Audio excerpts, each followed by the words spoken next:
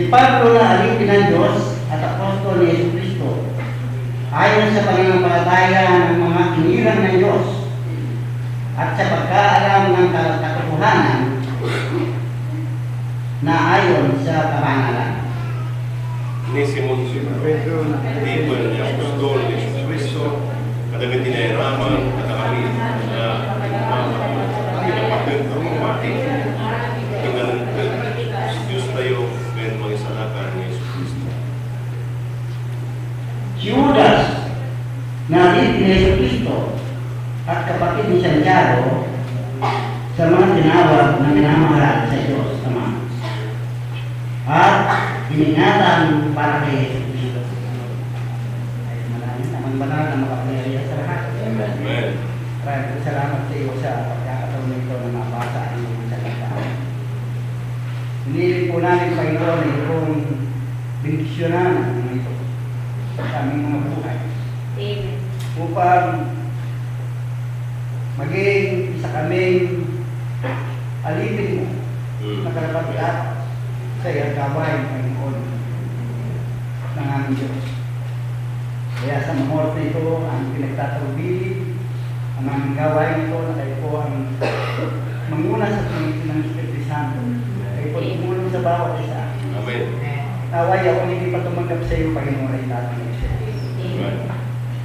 Yung tumanggap na nangangailangan ng lubusan, kabanalan, pagdasay, nawa, Panginoon. Kapagkat ito ang namamalaga, malagay kayo na buhay. Amen. Kaya sa mga oras ito, hinihiling po namin yung pagkakita. Kapagkat wala kayong magagawa, kung hindi matulungan. Kaya hinihiling po namin, kayo po tumulong sa inyong lingkod, ganyan yung inspirasyon ng mula.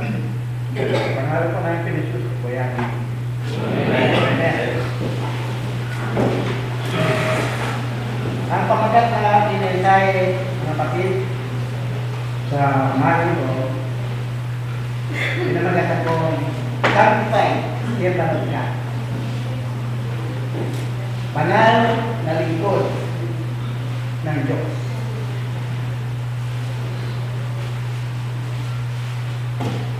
Ang mga Kristiyano ay tinatawag ng maging alipin, lingkod ng Diyos.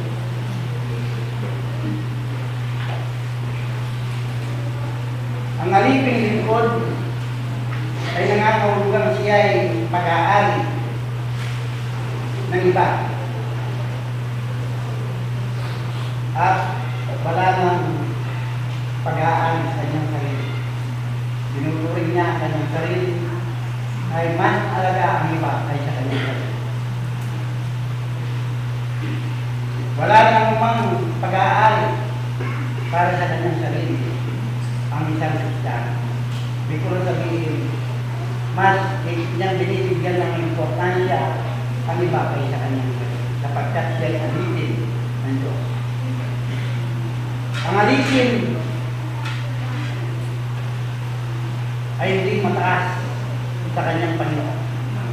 Kung kayo nagsipagtrabaho, di ba kailangan pasabot kayo doon sa inyong Panginoon? Ano yung kanyang ibig? Yun ang dapat ninyong gawin. Katulad din naman ang ating Panginoon. Siya ay ang ating Panginoon Jesus, siya ay sinuko dito sa may Panginoon na nagkatulad sa mga tao na alipin sa Diyos. Maging mas tulungi sa kanyang mga sa mga bayan. So tayo mga anak ng Diyos, kinakailangan ganun din ang ating maging buhay sa mundo nito. Amen. Amen. Yes. Ibig ng Diyos na tayo maging lingkod na napapanal upang tayo may handa sa mga gawang mabuti. Kaya sa sulat meron tayo makikita na sa Biblia, sa 2 Timothy 3:19, what is meant upang ang tao ng Diyos ay maging sakdal kabalangin o tinuruan lubos sa lahat ng gawang mabuti. Kaya yung mga anak ng Diyos, ito ang iibig ng Diyos, tayo kailangan maturuan lubos sa salita ng Panginoon. Yan ang ibig ng Diyos sa bawat isa. Kaya kailangan tayo mga Kristiyano, lubos-lubusan natin ipamuhay ang bawat salita ng ating Panginoon. Ito ang kalooban ng ating Panginoon. Ang Kristiyano, nagnanasang maging lingkod na banal para sa Diyos. Kanyang ninanais na may sa buhay ang mga kalooban ng Diyos. Ninanais ba natin ito? Dapat naisip natin. Ang kalooban ng Diyos ay siyang ating nasunod sa buhay ito. Sapagkat yan ang kailangan upang tayo makagawang mabuti para sa kanyang basa o para sa kanyang gawad. Sa umaga nito, tungayan natin ang mga katangian ng isang lingkod ng banal na Diyos. Una, mga kapatid, ang pinabanal na lingkod ng Diyos ay nababatay sa salita. Word. Sa salita ng Diyos.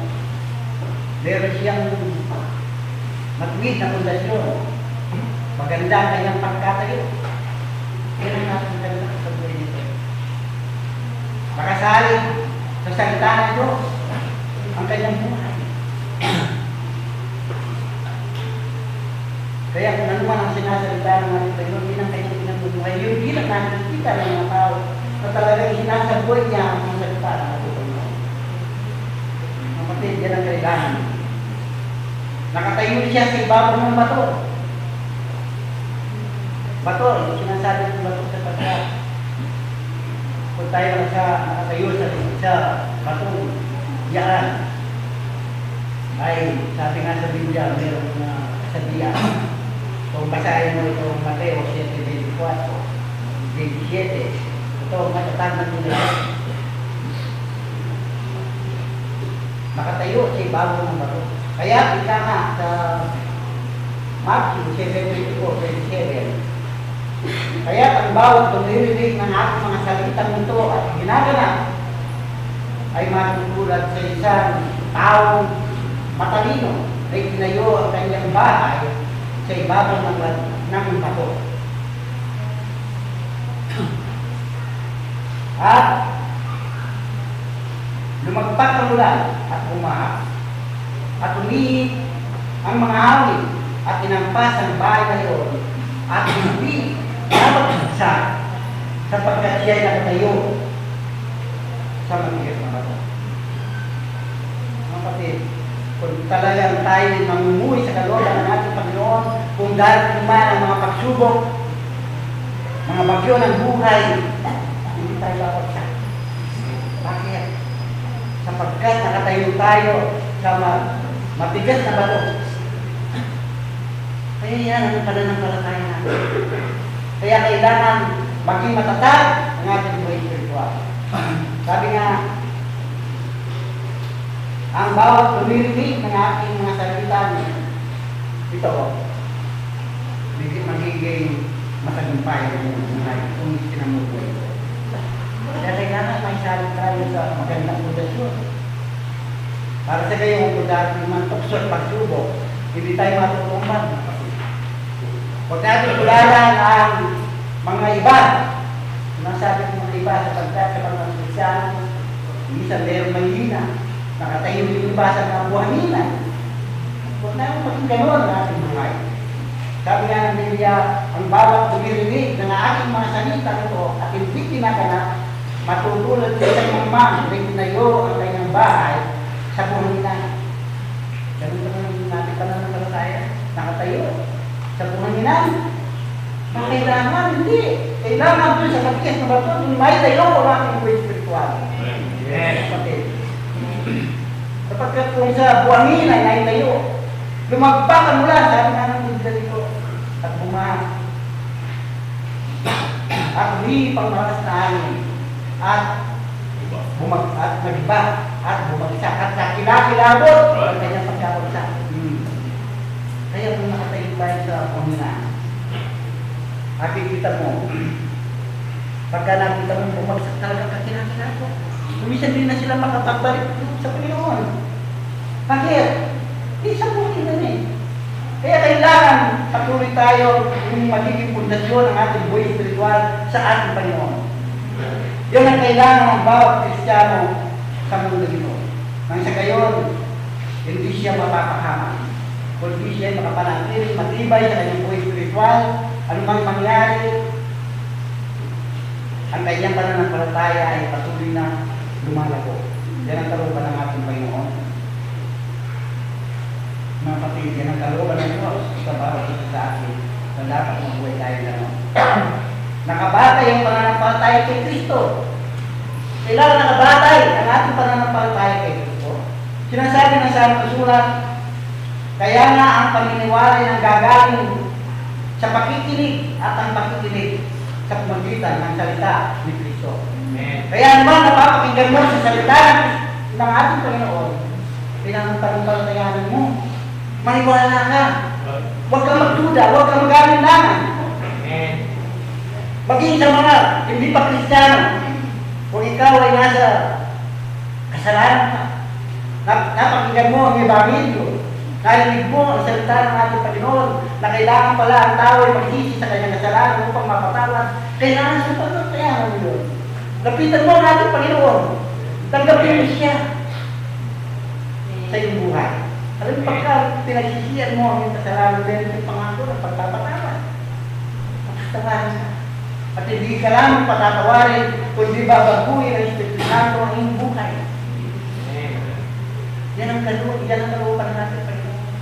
Kaya pagka gusto mo talagang ng pagnalang, meron ka pagnanasa na maritas, patuloy kang makisama sa mga nagbabayad ng tanin, sa mga nag-aaral, sa pananambaan, dumalaw ka.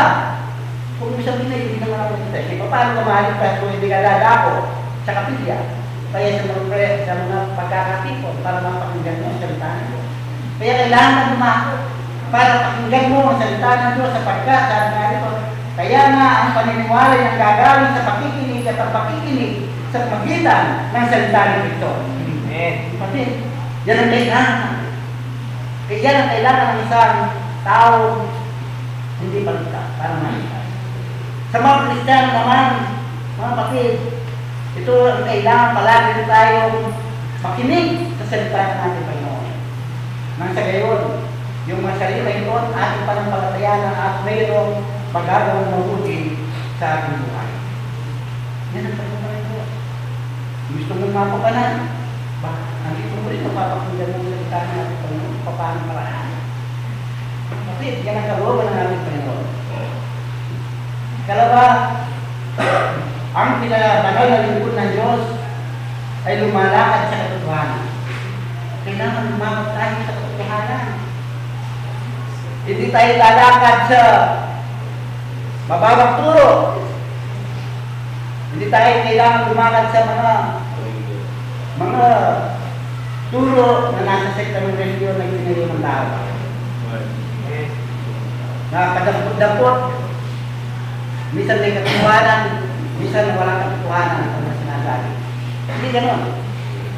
Kailangan buo katotohanan ang ating sundin sa ating buhay. Lumakad tayo sa katotohanan. Yan ang kalooban ng Diyos.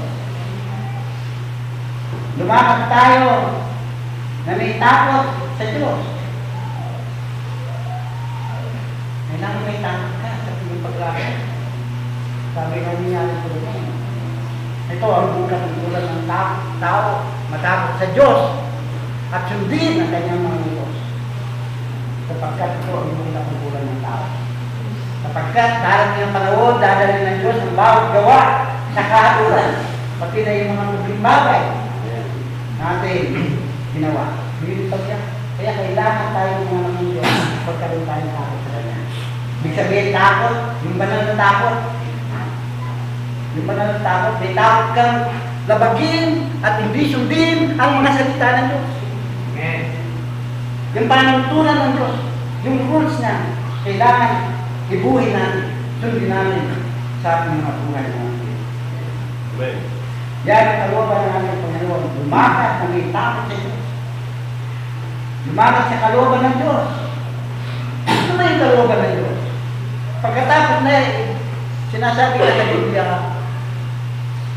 sa Roma, chapter 12, verse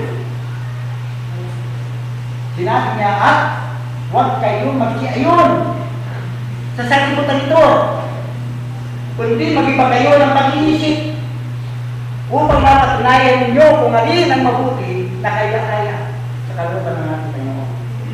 Kaya meron tayo, umiiwalay tayo sa sanlibutan ito. Ibig sabihin, sa gawa ng masama ng sanlibutan, ang ating kaisipan ay lagi nakatuon doon sa langit. Ang salita ng Diyos ay siya natin nagiging panuntunan sa ating buhay. Lumalakad tayo sa pag-ibig. Pagkat ito ang pinakamahalaga. Lumalakad ang mga Kristiyano sa pag-ibig kung paano ang ating Panginoon Jesus. Siya ay naparito, nakita mo kung paano siya naging uwanan sa pag-ibig. Dinamahal niya ang mga tao. Lahat ng problema ng mga tao ay kanyang nilulunas nang siya ay lumalakad sa kanya. Dahil sa kanyang pag-ibig, ayaw niya ang mga tao ay makakama. Kaya, pinakita niya ang pinakamagandang uwanan ng buhay. Sa kanyang pag-ibig, nakita mo paano siya namumuhay na maligid sa harapan ng kanyang ama. Yan din ang kailangan ng buhay ng bawat isa sa atin sa mundo nito. Lumamag tayo sa pag-ibig. Nawa mo pagkakitaan ng bawat isa sa atin na sinipili mo lang iniibig mo. Amen. Kundi ang pag-ibig natin ay para sa lahat. Yan ang ibig ng Diyos. Wala tayong tinatanging tao. Bagamat ang tao maaari wala siya pinag-aralan. Maaari kung siya ay mahirap. Tuka. Kung tayong mayroong kakayaan, maaari takaran na konti ang ating buhay. Ngunit, kung meron tayong pag-ibig, lagi tayo nagpapakababa. Bagay nalipin tayo ng lahat. Kapag ito ang ating tema, desire to be a sanctified servant of God. Kailangan niya ng talagang ibuhay ng bawat isa sa atin. Maging alipin tayo ng Diyos. Natin pag nakita natin nagpakababa, hindi mo yung langit, nagpakababa. Kailangan lagi din tayo magpakababa. Sapagkat tayo mga alipin ng Diyos. Kaya salamat sa Panginoon na napakabuti niya sa bawat isa. Ito ang tulong niya sa atin, lumakad tayo sa Panginoon. Kailangan magsulong ang paglakad at limalunod. Nang sumusulong tayo. Hindi, tumanggap tayo sa Panginoon. 5 taon ka na, 10 taon ka na, gano'n pa rin ang buhay spiritual. Hindi ka lumalago. Tingnan mo yung nalaman, pagka yung nalaman, ganyan na lang. Hindi lumalago. Nalulungkot ang mayari. Kaya gagawin ko. Minsan gagawa siyang paraan, talagyan pa ng pataba, maaaring angat ng konti. Sa ating buhay spiritual, yung ating pagdalo-dalo, yung ating pagtungo sa kapilya, ito ay malaking paggago sa ating buhay spiritual. Amen. Pagsulong ito sa ating paglakad spiritual. Sapagkat ang ibig ng Diyos sa ating buhay, lalo tayo lumalago sa ating pananampalataya. Tumataas ang antas ng ating pananampalataya. Katlo, ang pinabanal na lingkod ng Diyos ay namumuhay na makalangit ng aking Kristo. Sapagkat ang mga Kristiyano maglalakot ng buhay, hindi po dito natin talagang kailangan. Ganyan ang mga Kristiyano. Kaya ang pinabanal na lingkod ay namumuhay na makalangit ng aking Kristo. Ang pagkamamayan ay nasa langit. Naniniwala ba kayo doon? Amen. Talagang ating bayan ng langit. Ang kailangan tayo dito. Pansamantala lang ang ating buhay dito. Kaya kailangan sa ating buhay, konting panahon na pinagkaloob sa atin. Patuloy tayo, patulong sa Kanya, ibuhay natin yung salita ng ating Panginoon. Huwag natin ilagat ang ating kaisipan sa mga bagay na uubog sa lupa. kundi ilalot natin ang ating pag-isip sa mga bagay na namumulong sa langit.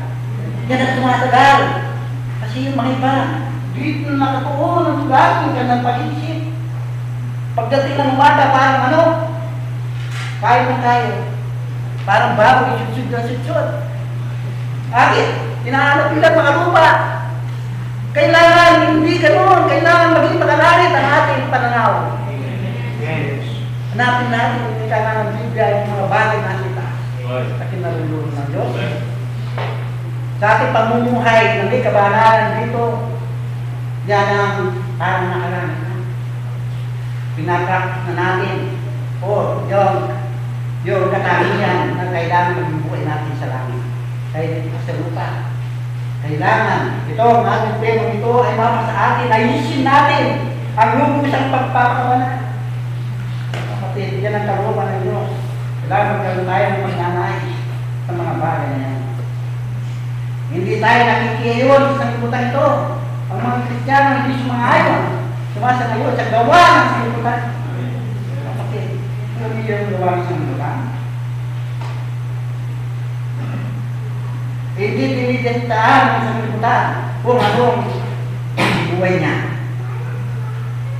Kundi ang Espiritu Santo siya lumibig sa kanya. Yan ang kailangan. Ang kanyang sarilang batas o constitution, mga kapatid, ay walang iba kundi salita ng Diyos. Ito ang rules and regulation. Itong salita ng Biblia. Ito ang dapat natin ipamuhay dapat tayo nasa Diyos. Dito hindi po tayo magkakamali. Hindi tayo mawawala kung ito ang ating pamuhay sa Diyos. Hindi tayo mamiligaw sapagkat ito ang kalooban ng Diyos.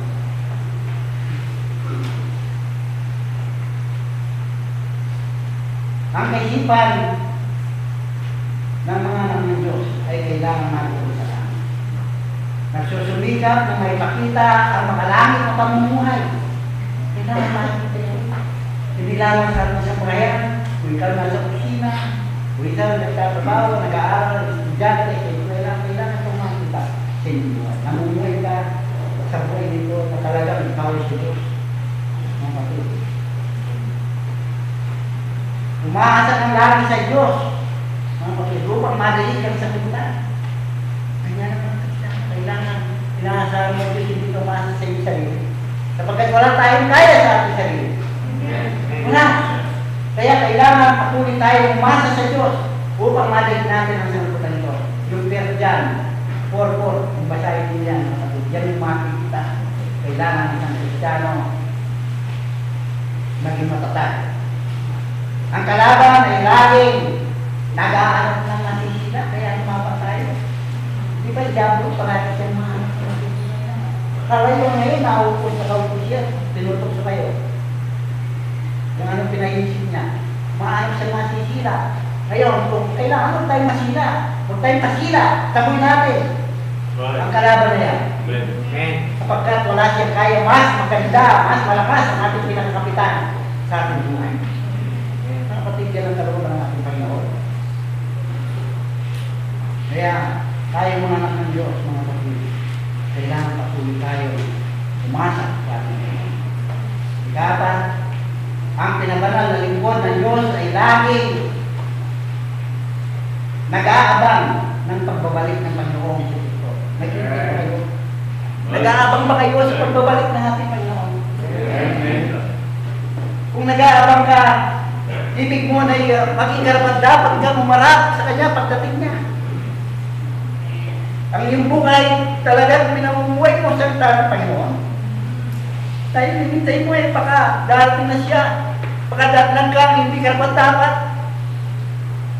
Kailangan pagdating niya talagang inaabang mo talagang datnan ka na malinis. Walang kapintasan sa Kanya harapan. Sapagkat ito ang kalooban ng ating Panginoon.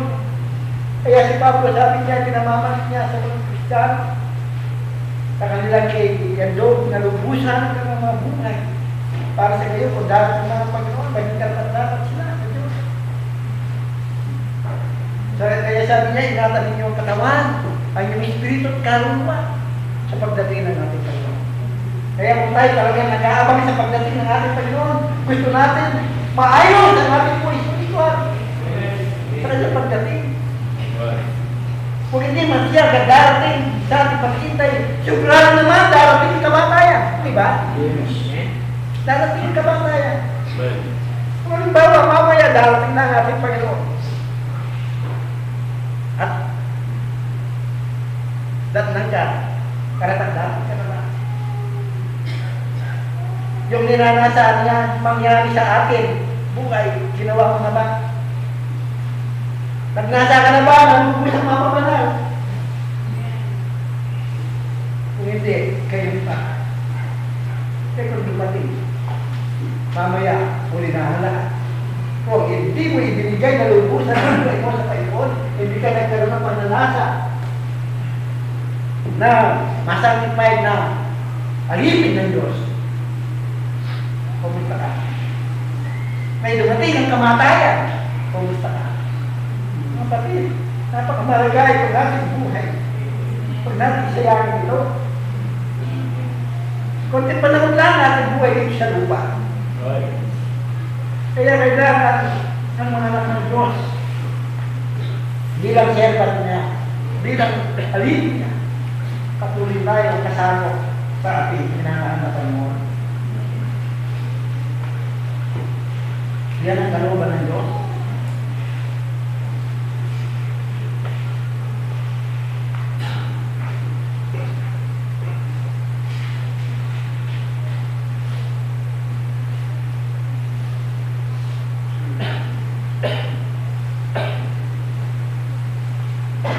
Lagi nga dyan, pagbabalik na natin ba yun. Aktibo sa mga gawain sa kanyang lahat. Tingnan natin ang ating sarili. Aktibo ba tayo? Sa gawain, sa karya ng ating Panginoon. O tayo babay-ibay sa buhay. Mga kapit, panahon na. Nakita natin ang kasamaan ng mundo ito. Kaya kailangan maging aktibo na tayo. Ang Iglesia ng Diyos dito sa Pilipinas para maging matagumpay at maraming mga kauluwang mga litas, kailangan maging aktibo tayo. Aktibo tayo sa ating Pilipinas. Amen. Yan ang ibig ng Diyos. Pagkat ang kanyang kaharian, kasalali sa atin ang pagpapalaga at piliman. Kaya kailangan gawin na natin ang kanyang kalooban. Lagi tayo magmahal sa Iglesia. Mahalin natin ang Iglesia. Hindi tayo gumagawa ng mga kasisira ng mga kapatid. Amen? Amen. Hindi ang ating buhay nito ay yung ibig natin ng bawat isa na kasama sa pamilya ng Diyos ay patuloy na lalong nagiging matibay ang ating pagmamahalan, pag-ibigan sa Diyos. Iniwasan natin yung kasisira ng bawat isa. Ganyan ang mga kasama sa buhay. Ang Iglesia ng Diyos kailangan makita ng salibutan. Sapagkat ito ang ibig ng ating Panginoon siya dumadaan. Kailangan tayo patuloy na nagkakaisa sa salita ng ating Panginoon, nagkakaisa sa pag-ibigan, pagmamahalan at walang anumang pagkakahabaan sa atin. Yan, nakita natin sa mga nakaraang na panahon, mayroong espiritu umiiwalay sa mga Kristiyano, hindi kailangan ito. Bakit nangyari yun? Sapagkat maaring ito ang dahilan.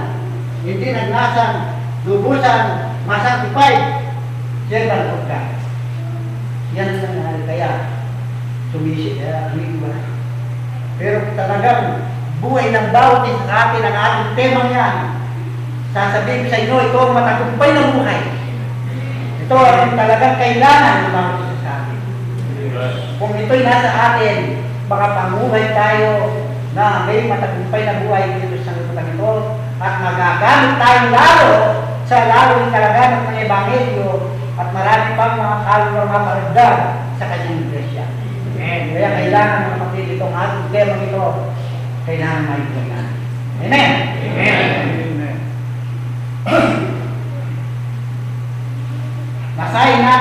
maglilingkod na banal ng Diyos. Amen? Amen. Ito kailangan magpumili tayong makalakad na malapit sa Diyos. Araw-araw. Amen? Yan. Nawa, ang mananingin mo pang kailangan sa Panginoon. Kung gusto mo yung ibigay, kayo mga Kristiyano, at yung hindi pa Kristiyano, kung ibig mo maging Kristiyano, maghasakan mo natin siya. Dahil yun ay umuot sa ating mga panalangin, ano nga ang tayo brother Eddie, umuot tayo.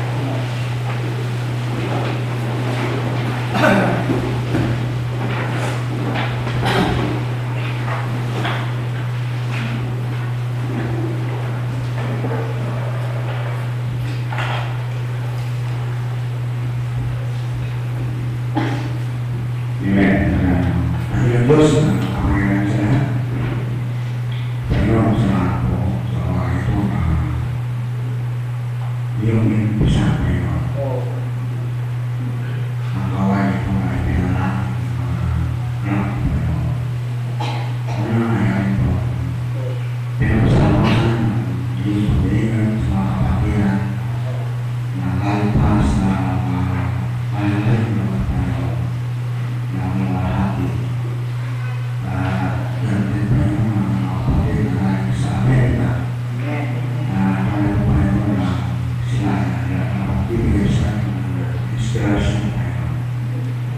At ganoon din ang mong nadalahin ng mga kapatid namin na malakas ng pilit na patuloy pang naglalagay tayo. At salamat Panginoon sa insight. Walang araw, walang devotion ng Panginoon. Salamat na kamasaya na yung ibig ng natin ng iyong mga Panginoon. Yung ubusan ng pamalan, yung malingkod para sa iyong kawain. Napakalawak ng iyong kawain, Panginoon. Kaya naman, dalang na yung presensya, Panginoon. Salamat na yung wala natin na yung mga sasagal nito. At ang hinamit, Panginoon, ang buong kamanatayan. Sa mga araw ito, ang mga Panginoon, maraming pagpapapala ng pagkalo sa bawat sasakit. Wala ito Panginoon ng mga bisita na aming mga nagmitahan. Sa pamumuhiras ito ng Panginoon. Salamat na meron ka na bibigyan kalikasan sa akin. Salamat na minsan yung mahal ng Panginoon. Tinulungan kami na magpapagawa kay Diyos. Nagkama salamat po sa biyaya na tulungan po kami na naingatan kay Diyos. At pinsalahan kami na makamulong tayo ang biyaya ng kalikasan. Ito po ay lumusan po ang Panginoon. Lumusan na yung magaling sa Panginoon sa bilang isang marinis na sangkapan para sa itong pasang Panginoon. Po kami ang magkaroon ng pasanin sa mga kalala Panginoon, ang pakalan ng mga kalala sa mga sa Panginoon. Na hindi pa nakakarinig namin yung mga inito ako sa ito Panginoon.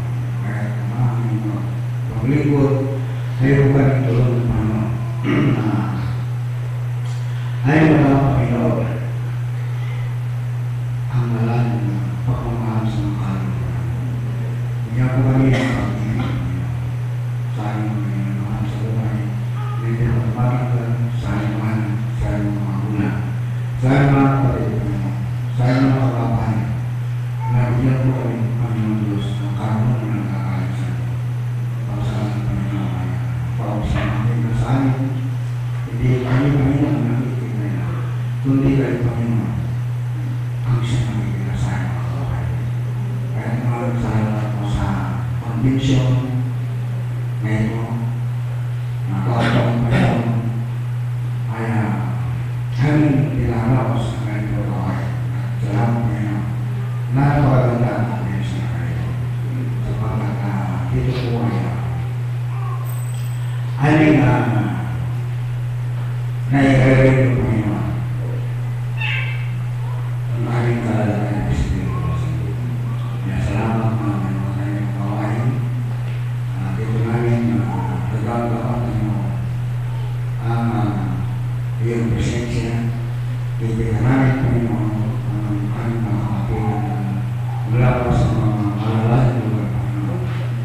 sila naging hamon sa bawat sasali. Kaya tumama ako isang tulong sa iyong kawain dito sa Pilipinas. Amen. Mga Panginoon na ito ang utusan sa ito, Panginoon. Kaya isang napakaging visyon na ito. Kaya pinagpano sa bawat sasali. Kaya naman sa mga ito sa lahat na aming kalaman at kami ay hirap pinakain Panginoon. Ngayon naman, dito ako sa ito. Kaya alam namin sa mga kapon ng Panginoon Diyos ay kami ay utusok na ako sa ito. Masama ako sa walang araw ng servisyo nito at kung namin Panginoon at inangalain. Inangalain mo kung sa akin Panginoon. Sa mga panahon ng kapon nito kaya din sa pangaraw ng sinado, pangapat, panglima hanggang sa kami makatapos ng